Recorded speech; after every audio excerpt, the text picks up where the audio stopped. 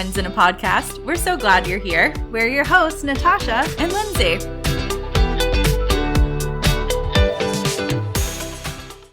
If you could have any superpower to resolve a disagreement, what would it be?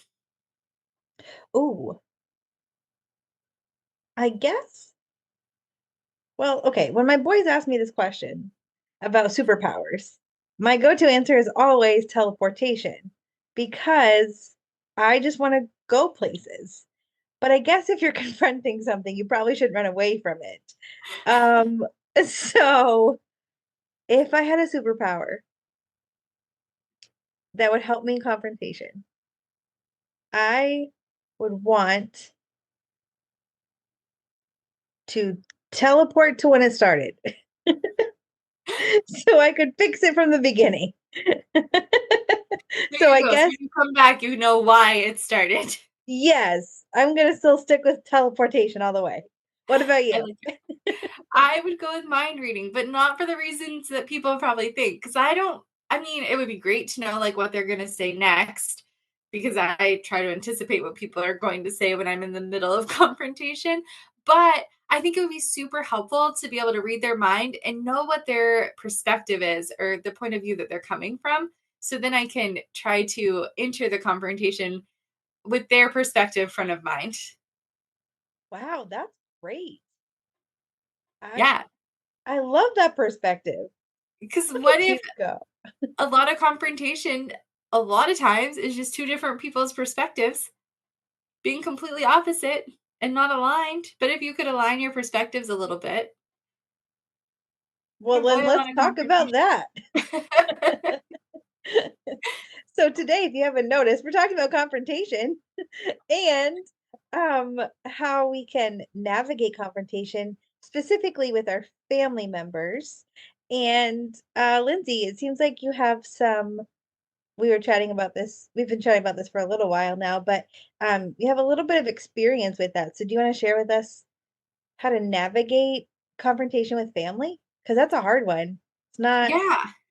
not easy. I think that what you said is important. This isn't a topic that we've just like picked out of a hat and was like, oh, this is what we're going to talk about today. But it's something that we've tread lightly with because we understand that confrontation it's hard because everybody handles it differently and everybody comes at it differently. We all have our different point of views and our different perspectives, and those are good things.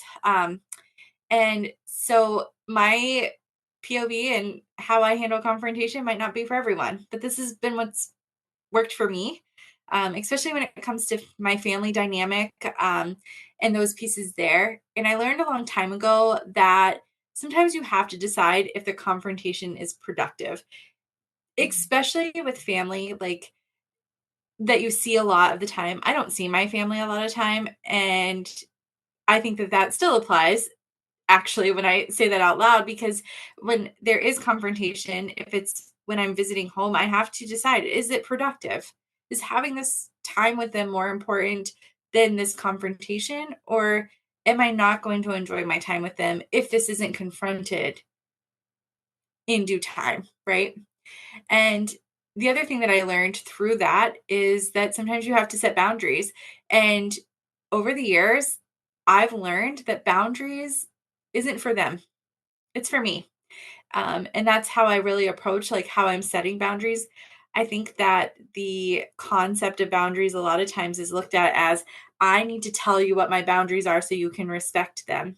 But what if you reverse the conversation and say, I'm going to set these boundaries and I'm just going to move forward in them because that's what's going to protect my peace. But I don't have to explain myself. I don't have to explain what my boundaries are and what causes peace for me or brings peace to me.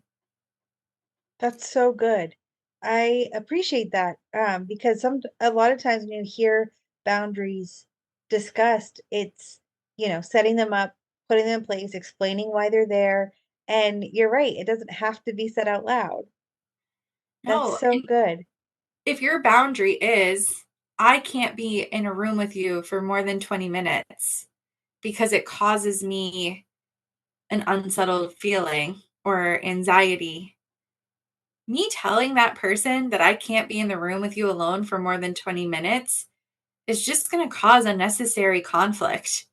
They don't need to know. So if I'm in Yep. a room with somebody who makes me uncomfortable and I choose to get up and leave that room, I haven't caused a conflict. I've just gotten up and left the room. Yeah. That's so good. I have heard it said too that sometimes giving yourself um, opportunities or like ways that you can either distract yourself or do something else while still being around. So maybe you can't physically leave the room, right? But you can get up and go do the dishes, right? Like you can play with your niece or nephew or a different like child family member that's maybe in the same space, and you don't have to participate in the conversation because then you're recharging your battery or setting the boundary or removing yourself from something that makes you feel uncomfortable, and you're still in the same space. So if you can't physically remove yourself, you can find something else in that space, or you can invite one of the somebody else like, "Hey, let's go for a walk for a minute." Or, "Hey, let's step out in the backyard and go play catch," or, whatever that looks like. And you're not stating why. You're just going to move on to something else, but then internally it helps you kind of reset so you can be ready for the next thing. And I think that's such a great tool to have in your basket when you're dealing with confrontation or, being in environments where you're not sure how to handle that. Yeah, absolutely. And I would say if those things aren't available to you, and I know this is going to sound so silly, take a 5-minute restroom break. Just walk away. Yes. Yeah. No one's going to question if you have to go to the restroom. It's okay. And what you So do good. with that time, that is your business. If you want to go and melt on the floor, go melt on the floor, and that is okay. I definitely have been in those situations where we did a weekend away and we were all staying in cabins, and I shut myself in a bathroom for a few minutes just to breathe, just to take a minute because I was overstimulated. And I was with people that I love in that moment, but I knew for me a boundary was that I needed to step away. I needed to just have a minute to regroup and refocus and calm Yeah. my overstimulation down because there was a lot of conversations happening and a lot of people that I haven't seen for long periods of time. I live 1,300 miles away from my family, and sometimes my extended family, I often joke that I feel kind of like an alien. Like I'm not around. I haven't built these relationships, but they come back pretty naturally for most of us when we are together, which is great. But there are those moments that it's still, I am not an extroverted person.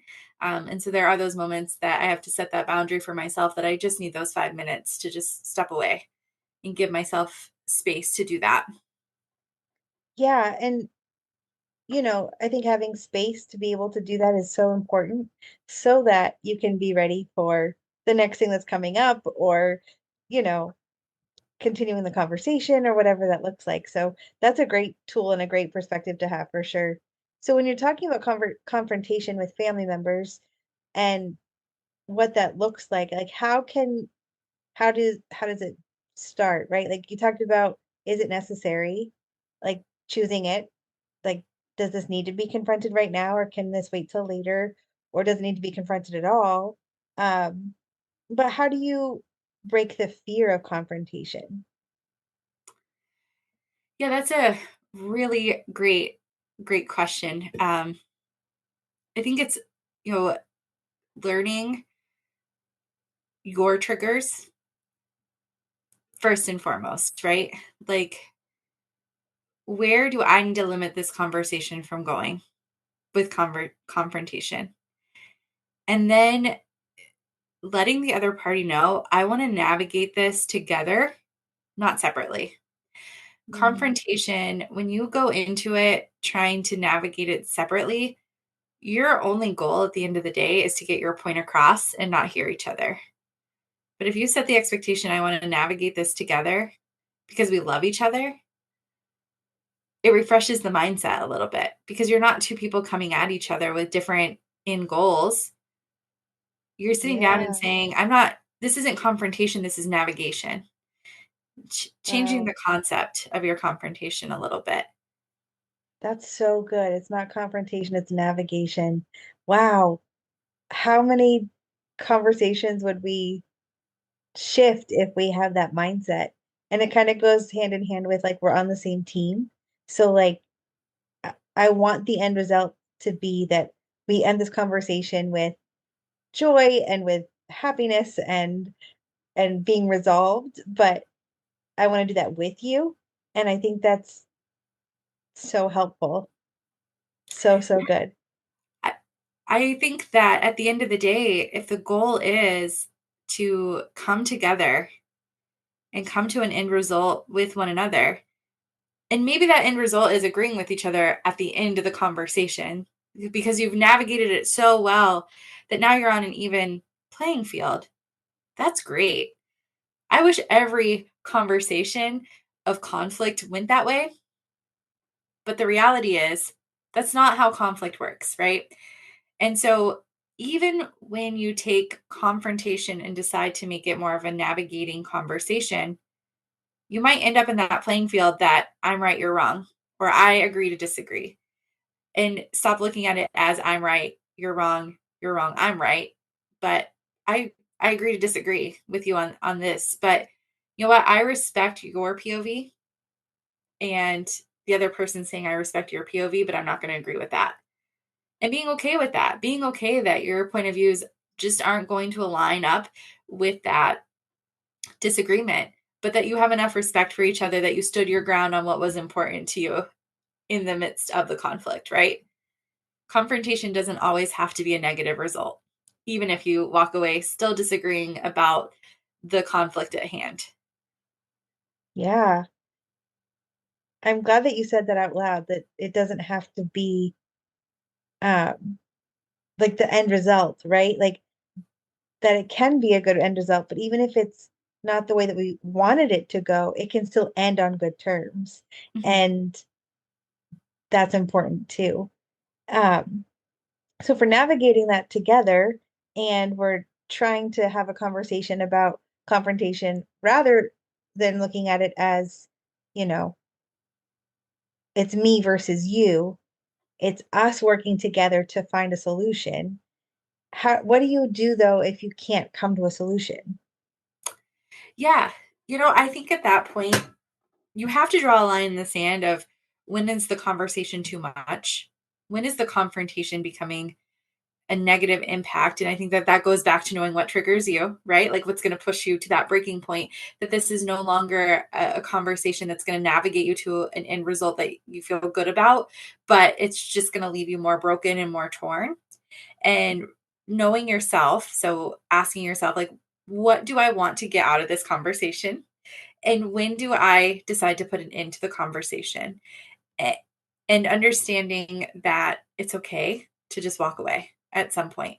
And sometimes it may not even be worth having the conversation. And you have to ask yourself that too. Is is this worth the battle? Or do I just need to choose my peace right now? And I know for me, like I came to a decision a few years ago that my peace was more important than the battle in certain situations. And so for me, what that looks like is when I visit Florida, I make sure that I maybe get a Airbnb for the week while I'm there. So then I have a space for myself to choose my peace and my comfort.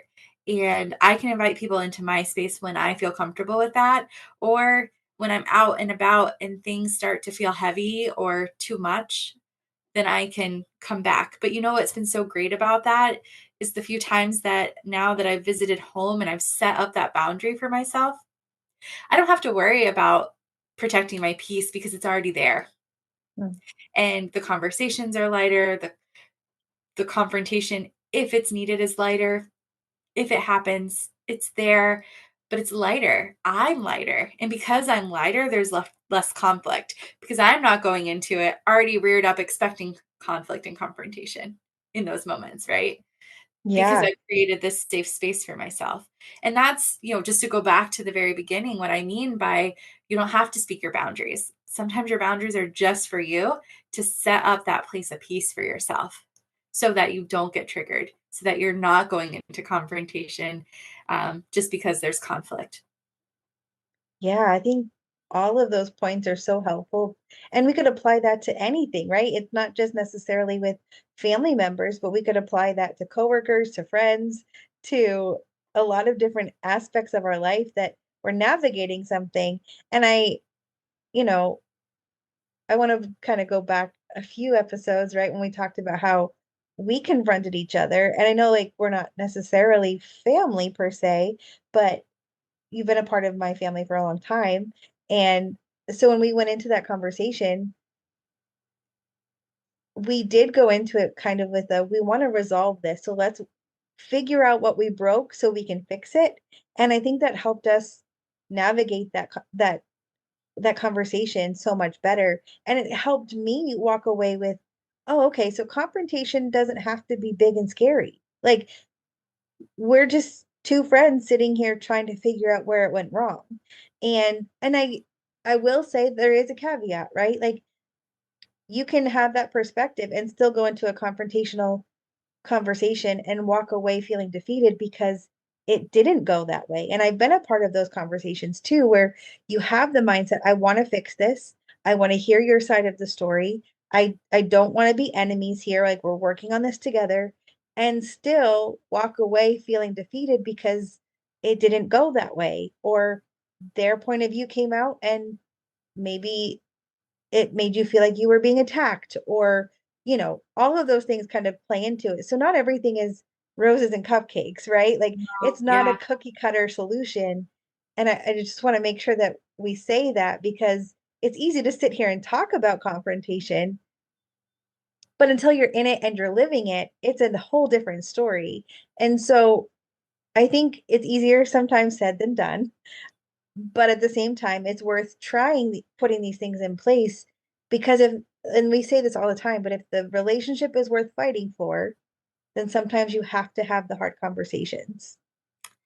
Yeah, and I think that you're right. Not every confrontation at the end of the day is going to be sunshine and roses. That certainly is not the case. And there are going to be times that you silently set up boundaries and people are not going to understand your silent boundaries and they're going to start pushing back a little bit. Well, why do you stay at an Airbnb? Why don't you stay with one of us? Or there's a spare room here, there's a spare room there. Why? And you might have to answer your why. And unfortunately, that might not be the best conversation. And you are going to navigate it the best that you can, but it doesn't mean that feelings still might not get hurt because we're humans, right? At the end of the day. And we have real feelings and we can't control how other people handle the conflict or the confrontation by any means. But as And long as, nor are we oh sorry, I no, didn't go mean ahead. I was gonna say nor are we responsible for it, right? Like Yeah. we're responsible to people, we're not responsible for people. And Yep. so when we're communicating this, how they respond is not your responsibility. You're responsible to communicate. And when you communicate your boundary, if they blow up and they get feisty or they don't understand it, that's not your fault, nor should you take responsibility and try to appease it because your responsibility is to communicate to them, not for them.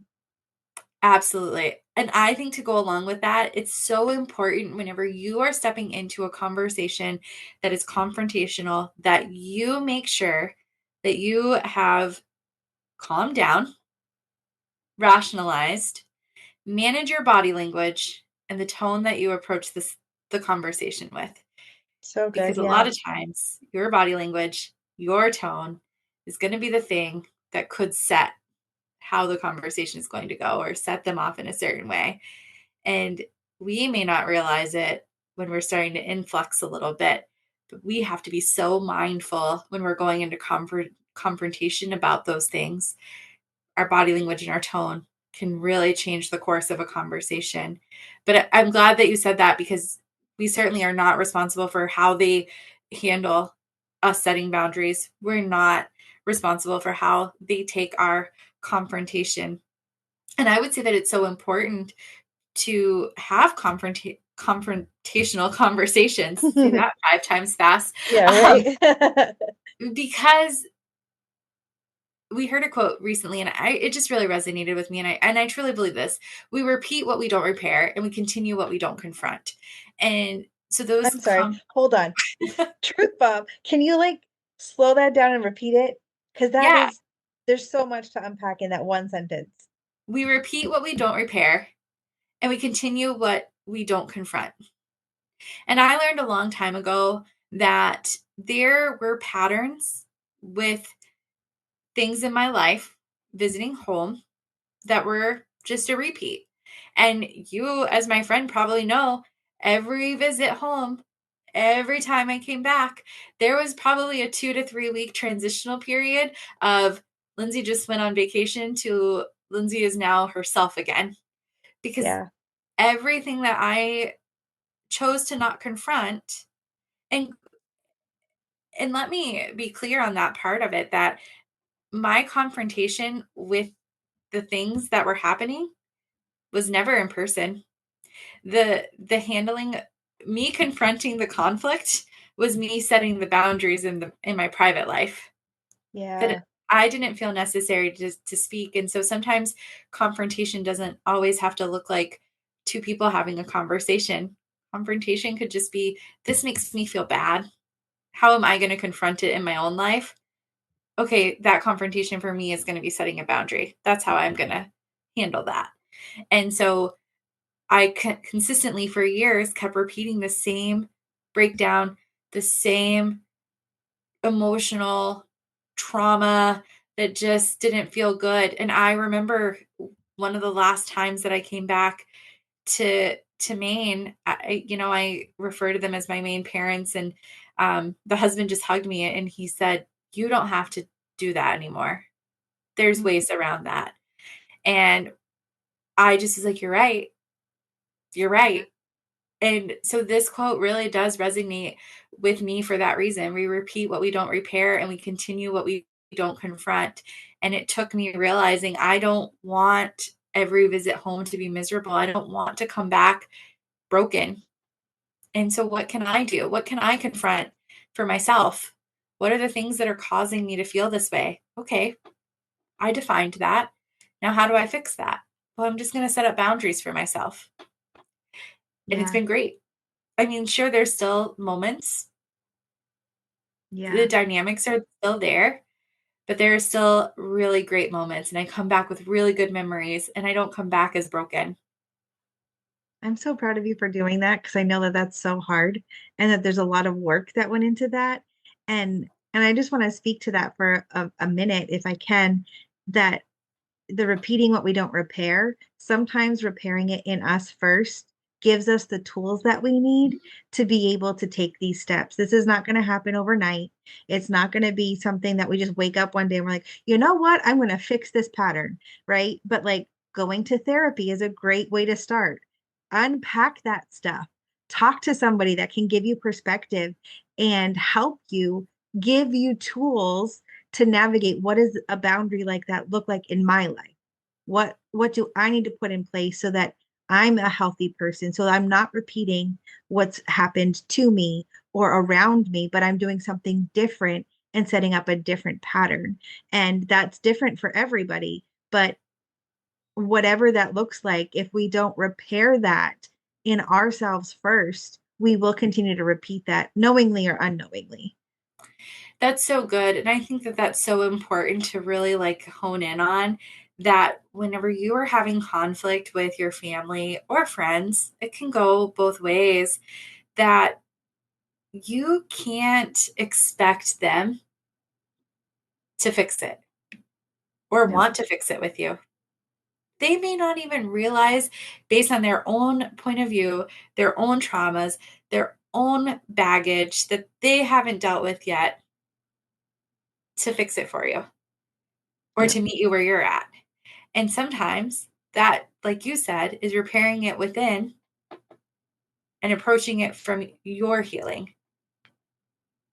Yeah.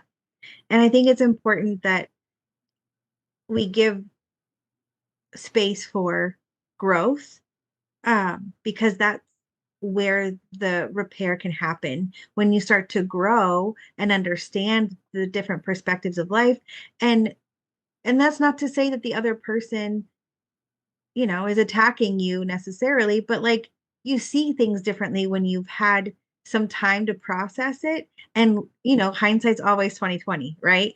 And so you can look at different scenarios or conversations or patterns and say, okay, I understand this, but now I'm going to just fix these things and tweak this pattern because that doesn't work for me. And I don't want that to be a part of my story, even if it's something that like I walked through or I've seen walked through. And then there's growth that happens from that because we're all learning and growing as people. And that's good. I think that we should grow as people. um and yeah, I think having space for growth is good so that, you know, you start to recognize those things over time.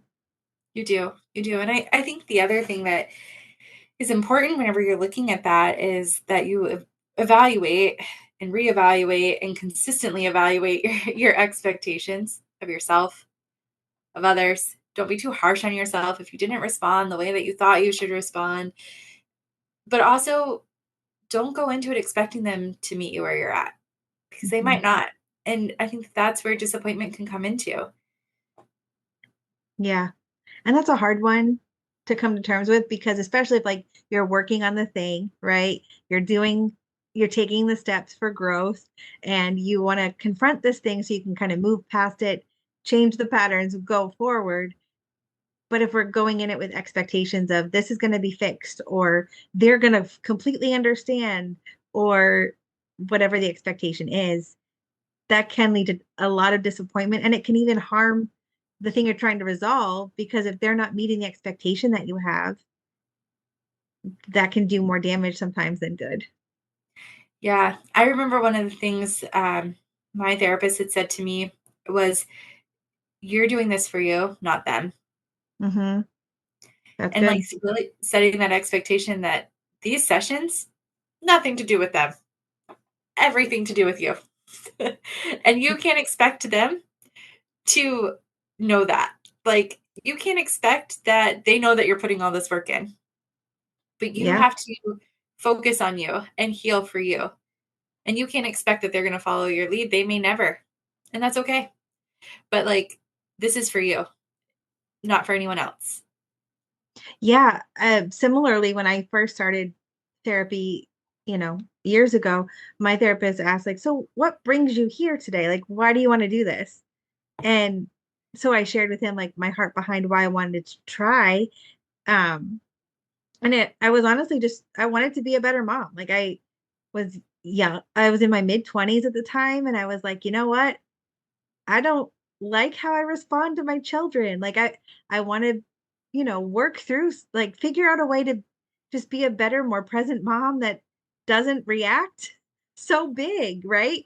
And you know, when you have toddlers, that's overstimulating and they need you a lot and they want to hang on to you a lot. And if you're don't like to be touched a lot, like that, all of those pieces are just overstimulating, right? And so the basis of me starting therapy was for me to be a better mom. But the things that I've gained from it and the tools that I've gotten from that have helped my life in so many other areas that there's just been a lot of growth over the years. And I'm really thankful for that. And so the reason that you go to therapy isn't like a one size fits all. Like you can go just because you're like, well, I need somebody else to talk to. Great. You're still going to unpack stuff that you didn't realize you needed to unpack. And that's good. And you should. And, you know, I'll always be an advocate. Like find somebody. They'll help you, I promise. Um, and anyway, I feel like that's a rabbit trail, but I'll No, but I agree with you 100%. You know, there were things that conflict in my life that I held on to for so long and confrontations that have happened throughout the years that I've held on for so long. And it wasn't until I started therapy and I was able to unpack these things and that I realized like by not confronting them for me in the silent and in the private and unpacking them, it was really holding me back from a lot of things. And it wasn't necessarily things that I needed to confront with my family because it wasn't going to do anything, right? Like I could go and say, this happened to me in my childhood. This happened to me in my childhood. You responded this way. You did this. But why would I go and accuse people of something that happened 20 years ago Hmm, when yep. really I just need to sit with it And I need to unpack, how did that make me feel? And I need to confront it for myself. Hmm. Why am I holding on to this for so long? Why did this impact me this way? Why is this impacting me now as an adult when it happened when I was 10 years old and now I'm 38 going on 39, why?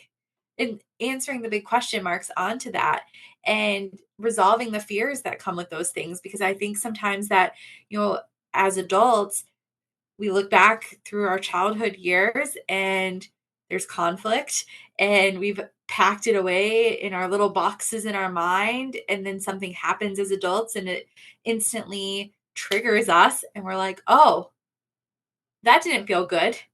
Yep. and, and now like the magician who pulls out the ribbons and it just like never ends. Like, I just Yeah. feel like somewhere your brain is just like, oh, well, you didn't like that box. Let me give you this one too. Yeah. and, And they're and all connected every time. Exactly. And it's so easy to shift the blame because we don't want to take Mhm. accountability. We don't want to take responsibility. So it's easy with our family because our family has to be there, right? In theory. That's the mindset that we have. Well, you're my family. You're going to love me regardless. No. Yes, they'll love you regardless, but they don't have to tolerate you regardless. And so Mm. if you're not willing to work on yourself and heal yourself, they're allowed to set those boundaries for you. And in the reverse, like, you've got to be willing to heal and work with yourself. And sometimes it's pulling that ribbon out of that box and it's never ending because this thing triggered that thing and that thing brought up this thing. And now you just have spaghetti noodles everywhere and a whole lot of ribbon. I don't know, whatever analogy you want. It's there and you got to deal with it. You got to clean up the mess. And it's nobody else's responsibility other than yourself for the things that you have been holding on to. And sometimes we don't even realize that we've held on to them until we start walking through different seasons of life. And those things start to kind of spring up in us. And we start realizing, oh, I don't like that. That doesn't feel so good. And so I think that when we think confrontation with our family, that so often that looks like I have to confront the issue with them, but maybe it's internally I need to confront the issue within myself of why I'm holding on to this so hard and so strong. That's so good. So I think, we've unpacked a lot today, and I think there's a lot we can just kind of sit with because there's been so many good nuggets. But do you mind just reading that quote one more time for us to kind of wrap up with? Because I think that's a great thing to just kind of sit on as we go from here, and take what you want from it. And I hope that it inspires someone to, like you said, clean up the mess that we have going on inside us. Yeah. So that quote is, we repeat what we don't repair and we continue what we don't confront. That's a wrap on this episode of Two Main Friends in a Podcast. Follow us on Facebook or Instagram. You can also send us an email at twomainfriends@gmail.com. And as always, leave us a review wherever you're listening.